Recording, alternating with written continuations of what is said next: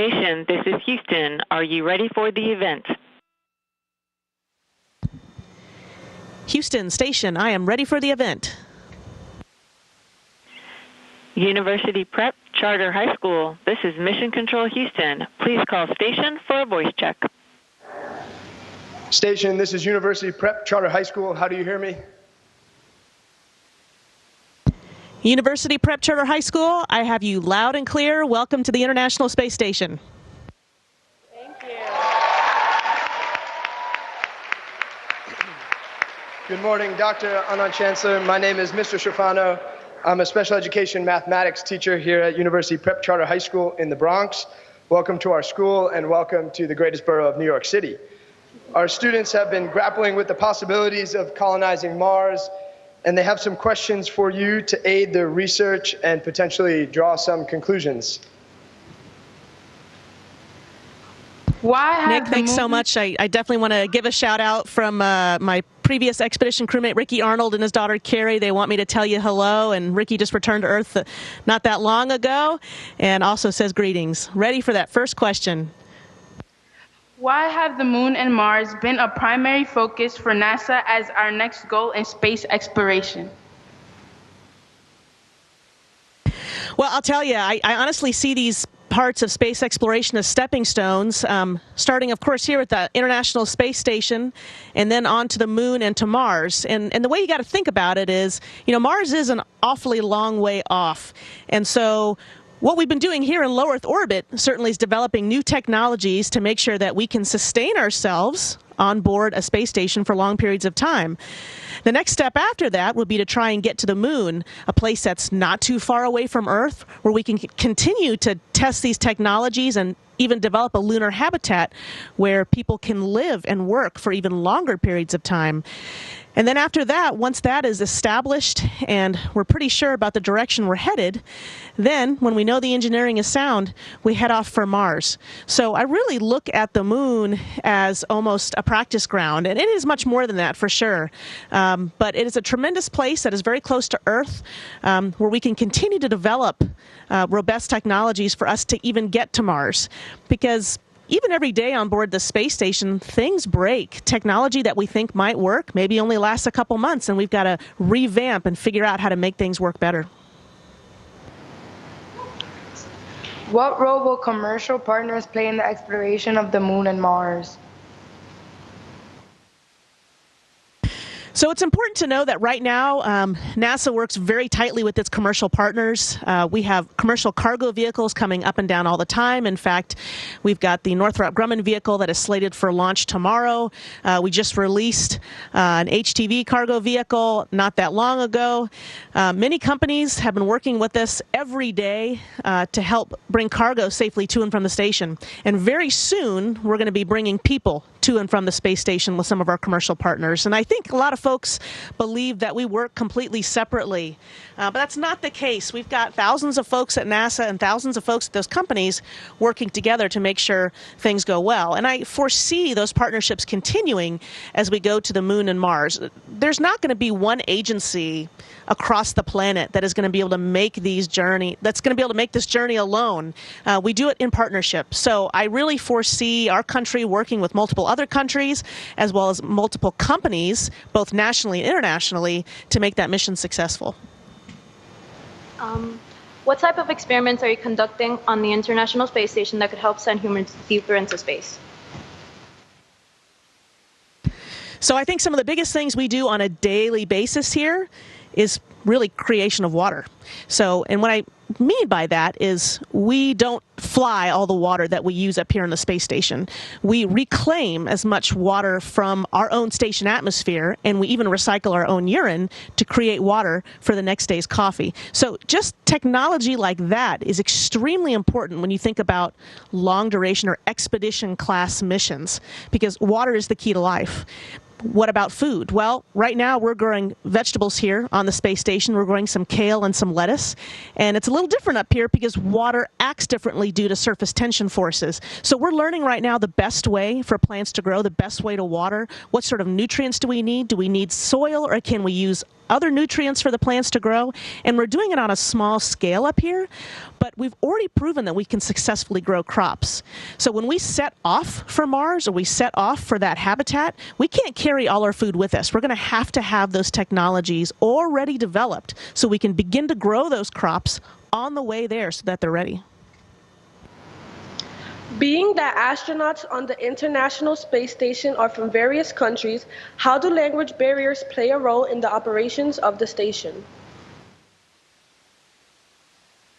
Yeah, it's funny. So we actually don't see language as a barrier up here. Now, all of us, we get training in the Russian language, and our Russian cosmonauts get training in the English language, and we go back and forth. In fact, if you were to come up to the space station and just listen to one of our daily conversations, you would hear us go back and forth. And very often, I will talk to Sergey in Russian, and he will answer me in English. And sometimes our sentences are mixed, kind of a Wranglish, if you will. And we kind of see it as an advantage or a benefit, because sometimes the words are better in the Russian language than they are in the English language, and we choose to use those. And so it's a lot of fun, because it also gives us a better opportunity to discuss important things like family and our loved ones at home with our counterparts. So I think if you talk to most astronauts, we really don't see that as a barrier at all. It makes our lives more fun up here. How has your training as a medical doctor helped you and the crew on the International Space Station?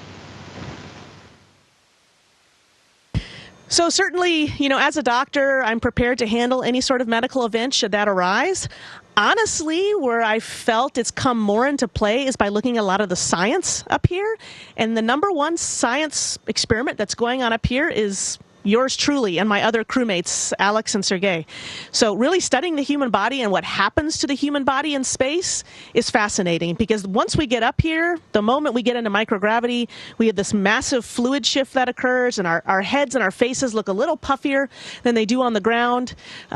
Believe it or not, our bones and our muscles begin to break down almost immediately, and we have to actively work to counter that every day. The cool thing that happens is you don't get that same rush of blood to your head when you go upside down. So I can talk to you guys on the ceiling. I can talk to you guys on any wall. It doesn't matter. It doesn't affect me. So it really, my brain almost remodels itself to work in this environment. And so I've found that being a physician, it just has expanded my knowledge of how wonderfully adaptable the human body is. It can adapt to any environment in any condition. What are some examples of how astronauts use mathematics on the International Space Station?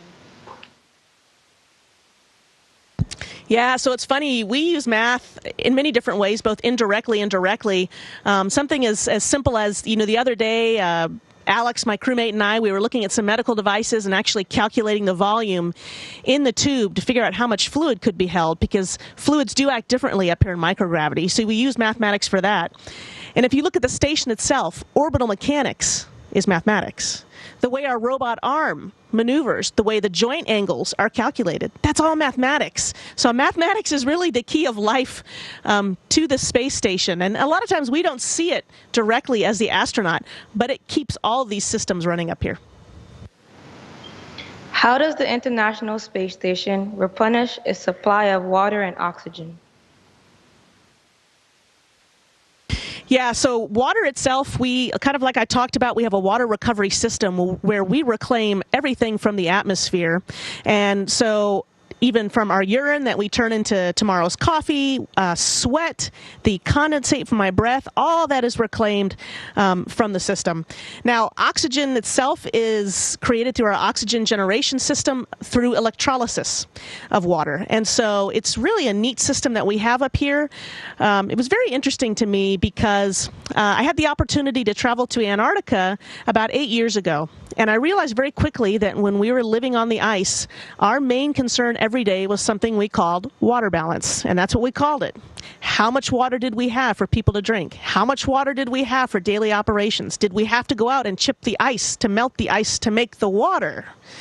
Up here, it is very much the same. The great part is we have some tremendous folks on the ground always looking at that water balance. Like I said, water's the key to life, and so we are always looking at what we may need to add to the system or take away to make sure that the station is in balance at all times.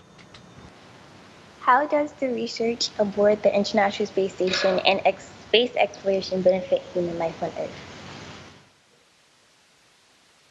Great question. I didn't realize until I got up here some of the experiments I would be doing. We don't get training necessarily on the ground. Sometimes we learn about them once we come up here. There was some tremendous cancer therapy research we did early in the mission, and it turns out that some of the cells that live in your body, that live in your blood vessels, really like to grow in microgravity. They don't grow the same way on Earth. They don't live for very long, but up here in space, they grow really well, and it lets scientists test different chemotherapy agents. Northrop Grumman 10, our Cygnus vehicle that hopefully, knock on wood, will launch tomorrow, is bringing a really cool medical experiment up looking at Parkinson's disease, and it's looking at a very specific protein. And the reason those scientists want to study that protein up here in space is because when protein crystals grow up here in space, they're much better structured and much better ordered. And what scientists want to know is how to create different drugs to target that protein for Parkinson's disease. And they haven't been able to do that very well on the Earth because it doesn't grow very well. But up here in space, it grows really, really well. And so even as a physician, you'd think I'd know about all these experiments beforehand, but it has been super cool to see these things come up on vehicles and let us test them directly. If given the opportunity, would you yourself volunteer to be among the first to go to Mars? So I've had a lot of questions about what I plan to do after we're done and undock and land. Honestly, I have to be honest that I'm totally focused on this mission right now. We still have a long way to go before we're ready to get to Mars, but I feel like my job right now on board the station, besides the fantastic science I've told you guys about, is to help prove that humans do a really good job living up here, that we can get through almost any problem, knock on wood, that we're prepared to spend long duration periods of time up here, and those get longer and longer every year. We've already had Scott Kelly stay almost up here for almost a year, Peggy Whitson, and I think that by just our presence being up here shows that humans can live successfully in low Earth orbit, and that is going to translate for when we get to Mars.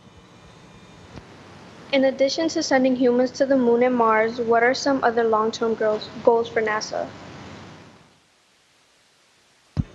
So one thing I want people to understand, and it's a fantastic question, because not only do we have to send humans to the moon and Mars, we have to send them successfully and with all the tools in place. We've already learned that in space that the human body is remarkably adaptable. Moon and Mars are a little different story. Obviously, there'll be more radiation on the moon and even more radiation in the transit trip out to Mars. So we've got to think about that problem. We've got some great technology on board the space station that we use. Like I talked about, the oxygen generation system. Are those same technologies going to work on the moon and the Mars?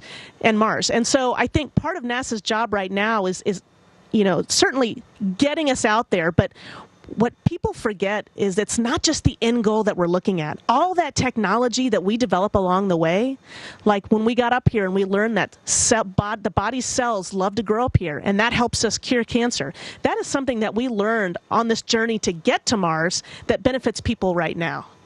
And so that's kind of what I focus on as well. I mean, NASA has so many goals out there, from human science to earth science to exploration science. But I don't want people to forget that everything we've learned along that journey, and I really consider us only a little bit of the way on that journey because we don't know where that journey is going to end. We have learned so much, and it's already benefited folks back on Earth. In what ways has technology aboard the International Space Station been able to simulate life on Earth and space? Yeah, so I wanted to ask about this question. So are you asking, are we able to kind of recreate Earth on board the space station a little bit? Yes. Yeah, that would be, so of course you've probably seen movies where they're able to have these Earth rooms and you can go inside and feel like you're in the forest or at the ocean, and we don't have that up here. We have small ways that help us remember and recreate life on Earth. Something as simple as movie night, where we put up our movie screen and we have a film projector and we have movie candy and the crew gets together. For us, that's our theater. That's how we recreate Earth. You'll spend a lot of crew members, though, in the cupola during the day looking back on their planet, because just having your planet in sight and in view, being able to see the first snow, being able to see, unfortunately, we've been looking at all the fires occurring in California. And so for us, that makes us feel closer to our home planet. I hope someday virtual reality does come in and we're able to recreate these tremendous virtual reality rooms where you actually feel like you're there. We're not there yet, but we're getting there. How do exercise routines differ from person to person aboard the International Space Station? So the specifics of the exercise routine definitely differs from person to person. We have a person on the ground, they're called our ACER, and those are the folks that look after us while we are up here, and we essentially get exercise prescriptions, just like you get a prescription from a doctor's office. And depending on your height, your weight, and your strength level, they will alter that prescription for you. Now, that being said, every astronaut every day exercises anywhere from 2 to 2.5 hours. We get 1 hour of aerobic activity, which is either on our treadmill or our exercise bike, and we get 1 to 1.5 hours on our weight machine. And you may think, well, how do weights work in space? I mean, weights don't weigh anything, so how do you generate load? Well, we do that with special vacuum tubes, and we can generate up to almost 600 pounds. So you can name the lift: squats, deadlifts, bench press, shoulder press. We can do it up here, and we do it every day because that's one of those main countermeasures I talked about to prevent that loss of bone and muscle while we're up here. Why is human space exploration worth the risk? That's a very big question. I think you will get different answers from different people. Part of my answer, my personal answer, kind of harkens back to what I talked about just a few minutes ago, and that's what you learn along the way. Certainly as humans, we are not a stagnant species. We are not meant to stay in one place. We have explored this planet from the very beginnings of time, and will continue to explore. And what you learn along the way, what you've developed along the way, is what really brings a tremendous amount of benefit back to Earth at that time. So we continually have people that push boundaries and ask what's possible and what's not possible. And by pushing those boundaries of what's possible, new inventions, new experiments pop out that we had no idea existed. And so a lot of the technology that's used on Earth right now, even mammogram technology, is stuff that was invented by the space program as we pushed to get this orbiting laboratory in place. And so it's worth the risk because of everything we gain along the way. And again, I don't want people to think that all the gain comes right at the end. I'd say the majority of the gain comes right along that journey until we get there. What animals would have the greatest likelihood of surviving on the ISS with humans? Well, I wish I had my 2 dogs up here because I do miss them quite a bit. But certainly we have had animals on board the space station. We've had mice who have done quite well. We've had bees. We've had spiders. It was very interesting to study the mice because you watch them initially float. And when we get up here to the space station for the first time, we are not very graceful. We're holding on to everything tightly. We don't know how to use our feet. It's not natural for us to flip our feet up onto multiple walls and work in different directions. It's very, very uncomfortable. But now that I've been up here for almost 6 months, this is very comfortable. Again, I can work on any surface. The mice were the same way. At first, you saw them flail about a bit, but then become very, very comfortable with their surroundings and float very gracefully. So I think any creature, once they get up here, would learn to do very, very well. That being said, the animals that I mentioned are the only ones we've had up on board ISS so far. Dr. Anand Chancellor, this is Principal D'Amato. And I would just like to, on behalf of our student body and our staff and our school community, thank you wholeheartedly for taking your time to speak with us today. It's been so inspiring and educational, and I know that you've made a real impact in these young people's lives. So at UPCHS, one way that we like to show our appreciation is by doing a bit of a cheer. So if you'll bear with us. We are. UP. We are. UP. We are. UP. Thank you so much. Thanks so much, University Prep Charter School. It's been awesome. Station, this is Houston ACR. That concludes the event. Thank you to all participants from the University Prep Charter High School and Station. We are now resuming operational audio content.